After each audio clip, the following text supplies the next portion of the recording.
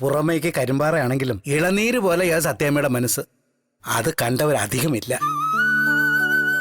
ഇറങ്ങിപ്പോയിരിക്കുന്നത് നൊന്ത് പ്രസവിച്ച മകനും മകളുടെ പാലോടി മാറാത്ത മകളുമാണ്.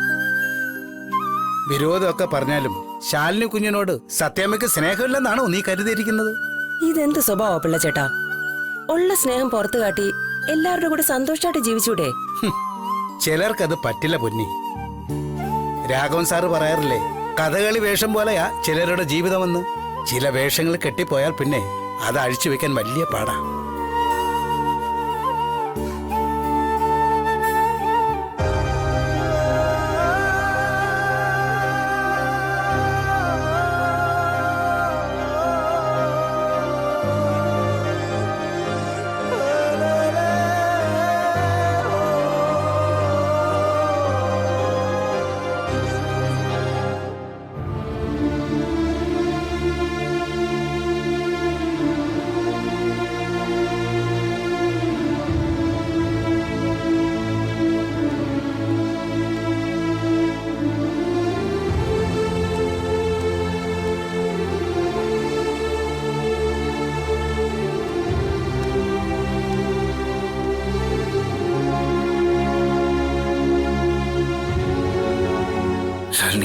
വിഷ്ണുട്ടമ്മ,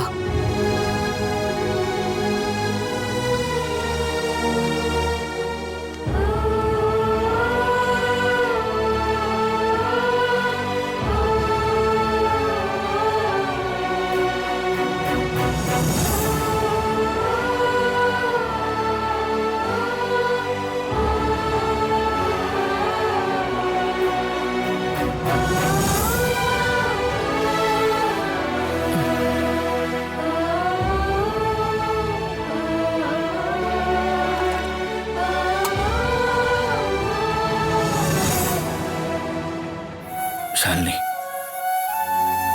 വിഷ്ണുട്ടനൊന്നും പറയണ്ട.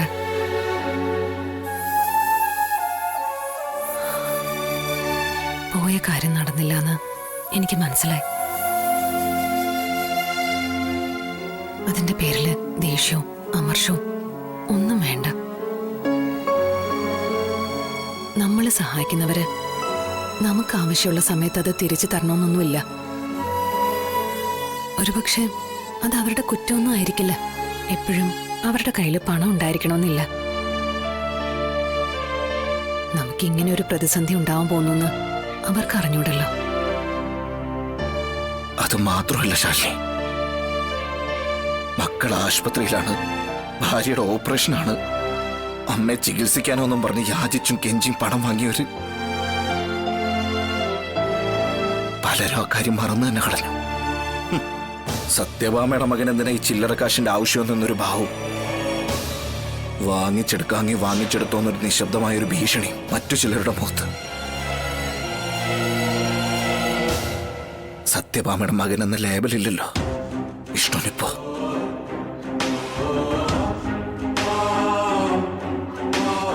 വിഷ്ണുട്ടാ, നമുക്കൊന്നും വേണ്ട. ആരോടും വഴക്കിനും പോണ്ട.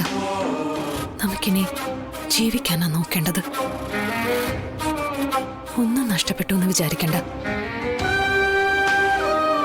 നമുക്ക് നല്ല മനസ്സുണ്ടായിട്ട് തന്നെയല്ലേ നമ്മൾ കടം കൊടുത്തത്. അതിപ്പോ ആർക്കെങ്കിലും ഉപകരിച്ചെങ്കിൽ ഉപകരിക്കട്ടെ.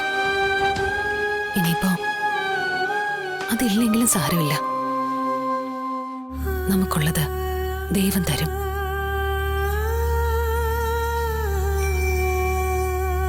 നല്ല മനസ്സുള്ളവരെ ദൈവം കൈവിടില്ല വിഷ്ണുട്ടാ.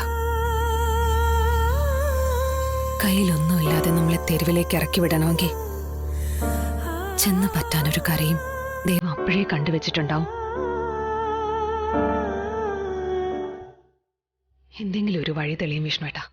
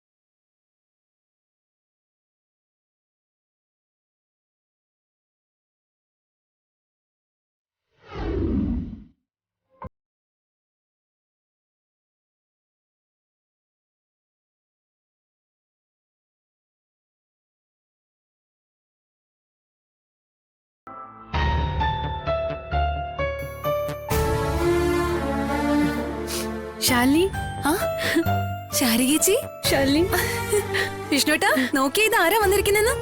ഏ ആ ശാരികയോ? ഇതാണോ പുതിയ വീട്? അല്ല, ഇയാള് വീടെങ്ങനെ കണ്ടുപിടിച്ച്? ഞാൻ ഇവളെ വിളിച്ച് കാര്യങ്ങളൊക്കെ അന്വേഷിക്കുന്നുണ്ടായിരുന്നു. പിന്നെ ഇവിടെ വന്നിട്ട് വീട് കണ്ടുപിടിക്കാൻ വലിയ ബുദ്ധിമുട്ടൊന്നും ഉണ്ടായില്ല. ആ, വന്ന കാലം നിക്കാതെ ഇരിക്കേച്ചി. ഇരിക്കടോ.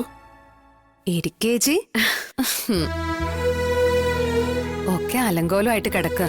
കുറെ നാളായിട്ട് ആൾപെരുമാറ്റം ഇല്ലാതെ കിടന്ന വീടാ. ഒരു വിധത്തില് ഞങ്ങളൊന്ന് അത്യാവശ്യം വൃത്തിയാക്കി എടുത്തുന്നേ ഉള്ളൂ.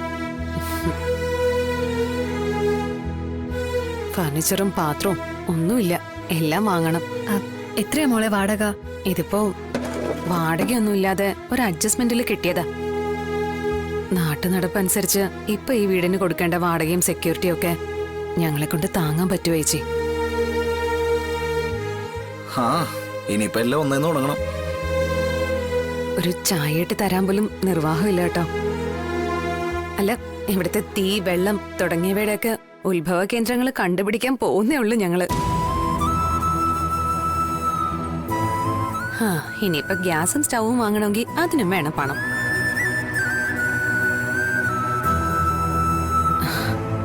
ഈ കഴുത്തിക്കിടന്ന മാല വരെ ഊരി വെച്ച് സത്യാമ്മയായിട്ടുള്ള ബന്ധം പിരിഞ്ഞ ഇന്നലെ വിഷ്ണുട്ടൻ വീട് വിട്ട് ഇറങ്ങിയത്.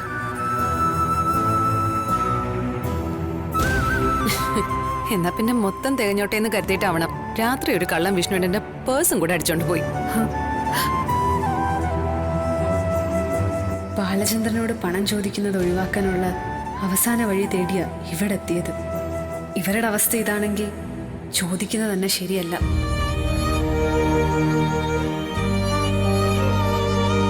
ശാരിക എന്താ ആലോചിക്കുന്നത്? അല്ല, നിങ്ങൾക്ക് അവിടെ വന്ന് താമസിച്ചൂടെയെന്ന് ഞാൻ ആലോചിക്കായിരുന്നു. അതിന്റെ കാരണം ശാരികേച്ചിയോട് ഞാൻ പറഞ്ഞല്ലോ. ഭാര്യ ഭർത്താക്കന്മാര് ഒറ്റയ്ക്ക് താമസിക്കുമ്പോഴാ കുറച്ച് കഷ്ടപ്പാടുണ്ടെങ്കിലും ഒരു കുടുംബം കെട്ടിപ്പടുക്കാൻ പറ്റുന്നത്. എനിക്കതിന് ഭാഗ്യമുണ്ടായില്ല.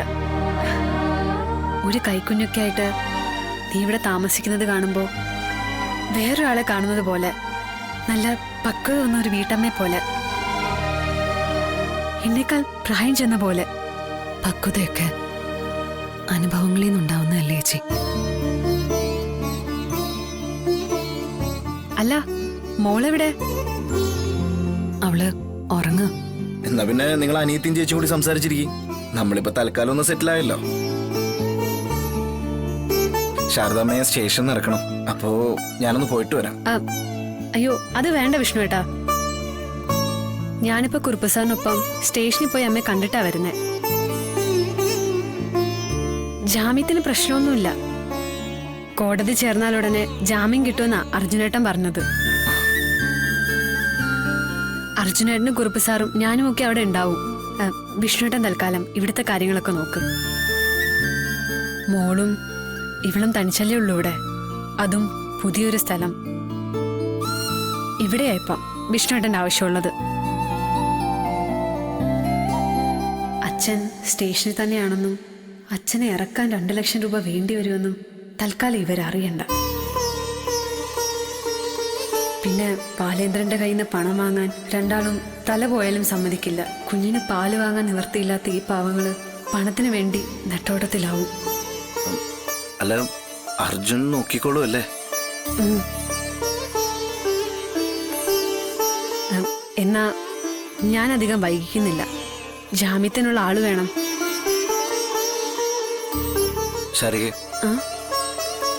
ശാരിക ഈ തിരക്കിനിടയിൽ ഓടി പിടിച്ചിങ്ങോട്ട് വരാൻ എന്തെങ്കിലും പ്രത്യേകിച്ച് കാരണമുണ്ടോ? ഏയ്, ഒന്നുമില്ല വിഷ്ണുവേട്ടാ.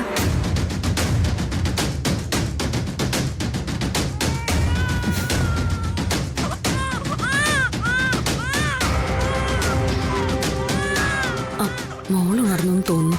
ഏയ് അല്ല, താനോട് നിങ്ങൾ സംസാരിക്കും, ഞാൻ പോയി നോക്കിയിട്ട് വരാം.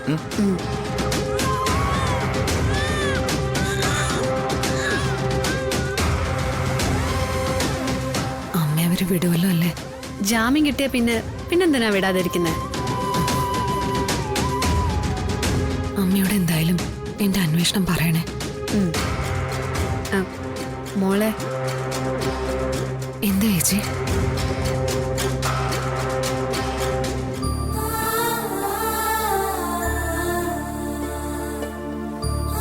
ദാ ഇത് നീ വെച്ചോ.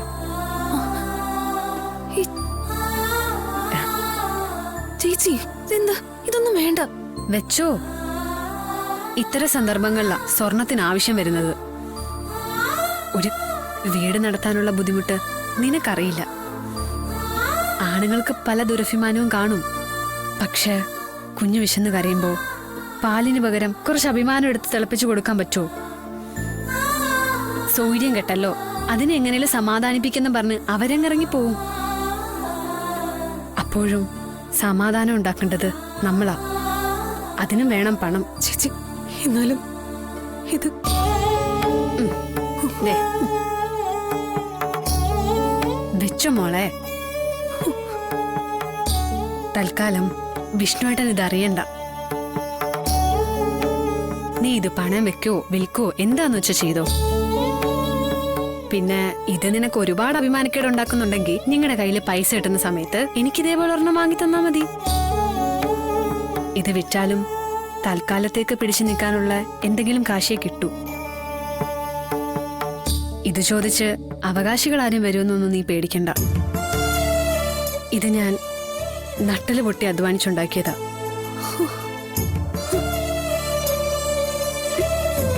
ചേച്ചി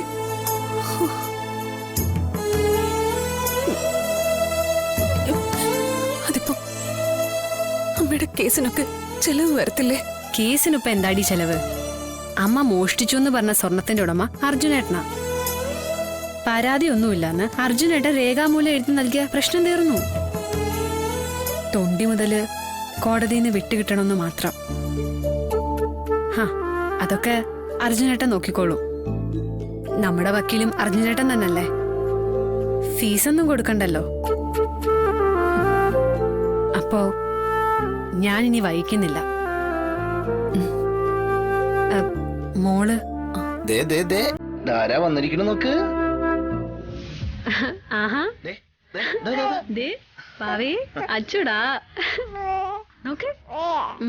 ഓർമ്മയുണ്ടോ ആന്റി മോക്ക്? എന്നാ ഞാനിനി വഹിക്കുന്നില്ല. ദേ പോട്ടെ ആന്റി. ദേ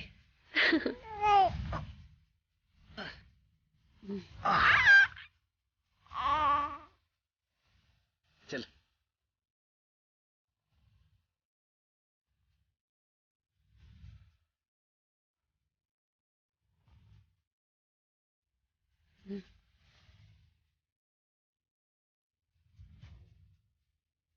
ടാറ്റ പറ. ടാറ്റ പറടാ.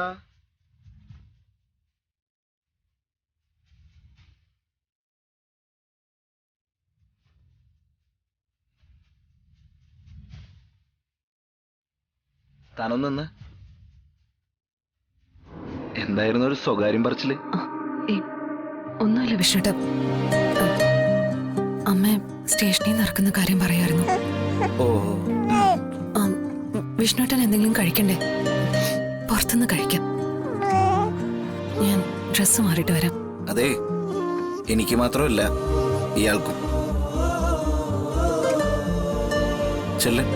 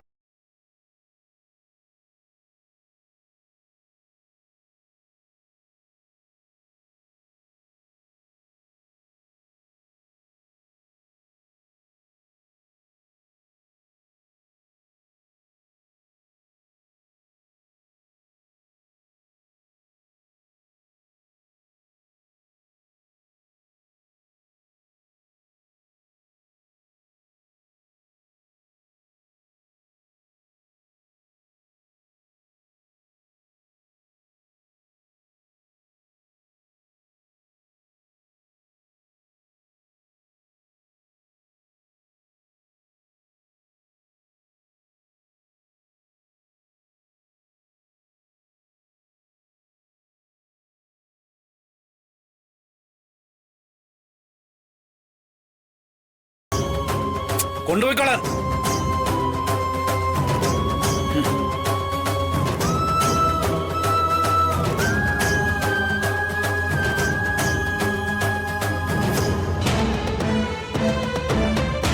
ഞാൻ പുറത്തേക്കൊന്ന് പോകുന്നു. നീ വാ.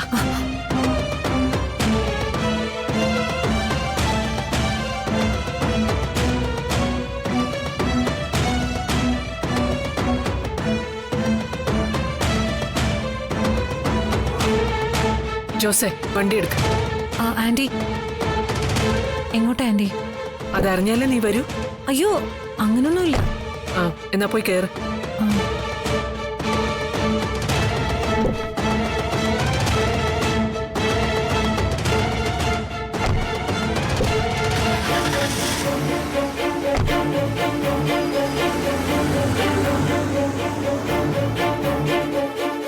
പിള്ളേ എന്തോടെ കേട്ടോ,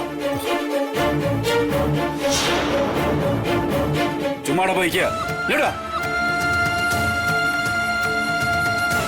സാർ, മോനെ മരുമോളെ കൊച്ചുമോളെയും കൂടെ അടിച്ചിറക്കിയിട്ട് കൂട്ടുകാരുടെ മോളോടെ പോയി അവിടെ നിങ്ങൾ ഊരുവിറ്റ് നടക്കട്ടെ.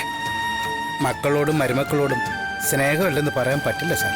ഓ എടോ, പാതാളക്കുഴിയിലേക്ക് എറിഞ്ഞു കളഞ്ഞിട്ടേ ഞാനൊന്നും പറഞ്ഞില്ല പറഞ്ഞ് കൈ കെട്ടിക്കുന്നോണ്ടോ സ്നേഹം? എന്നെ കൊണ്ടൊന്നും പറയിക്കണ്ട.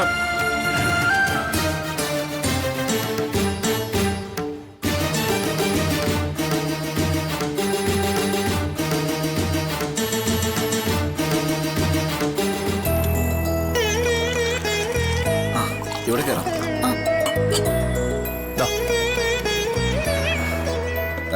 ചേട്ടാ, കഴിക്കാൻ എന്താ ഉള്ളേ? ചായയേ ഉള്ളൂ. ഗ്രൈൻഡർ കേടായതുകൊണ്ട് ബ്രേക്ക്ഫാസ്റ്റ് ഐറ്റംസ് ഒന്നുമില്ല. ബണ്ണ് വേണമെങ്കിൽ ഉണ്ട്, അത് മതിയോ? ബണ്ണ് മതിയോ? അത് മതി വിഷ്ണുട്ടാ. മോള് ഇന്ദുമതി അമ്മയുടെ വീട്ടിലല്ലേ. അമ്മയും വിജിലുമായിട്ട് വലിയ പരിചയമൊന്നും ഇല്ലാത്തതല്ലേ. അവള് കരഞ്ഞ് ഷാഠ്യം പിടിച്ചാ അവർക്കതൊരു ബുദ്ധിമുട്ടാവും. നമുക്ക് പെട്ടെന്ന് കഴിച്ചിട്ട് പോ. ചേട്ടാ, അപ്പൊ 2 ചായയും ബണ്ണ് കൊടുത്തോ? ആ ശരി, ഇതാ അങ്ങോട്ട് ഇരുന്നോളൂ.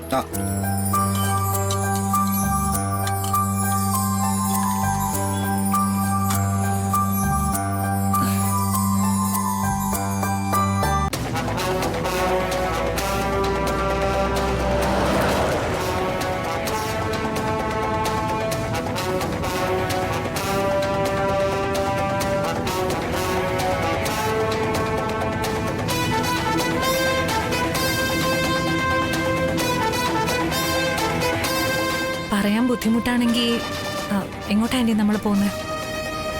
നീ കണ്ടില്ലേ അവിടെ ഒരാൾ ഭക്ഷണവും വെള്ളമൊക്കെ ഉപേക്ഷിച്ചിരിക്കുന്നത്? വിഷ്ണു ശാലിനിയും കുഞ്ഞിനെയും കൂടെ എങ്ങോട്ട് പോയെന്ന് അറിയണം. ഓ, അവരെ അന്വേഷിച്ചിറങ്ങിയതാ. അതുങ്ങളെ ഇനിയും വീട്ടിലോട്ടെങ്ങാനും കൂട്ടിക്കൊണ്ടുവരാനോ മറ്റോ ആണോ എന്തോ. വിഷ്ണുവേട്ടൻ ഓക്കെ, മറ്റത് രണ്ടും എന്തിനാ?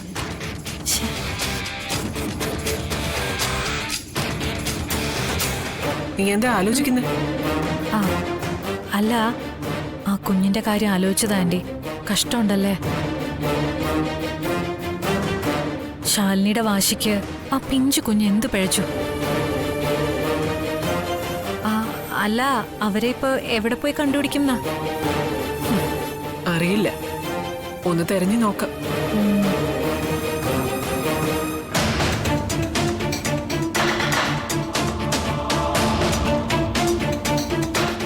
മായം തിരിവറിയാം ആ ചായക്കടക്കാരിയുടെ മകൾക്ക്. അവൾ എന്റെ മകനെ എങ്ങോട്ട് കൊണ്ടുപോയോ എന്തോ.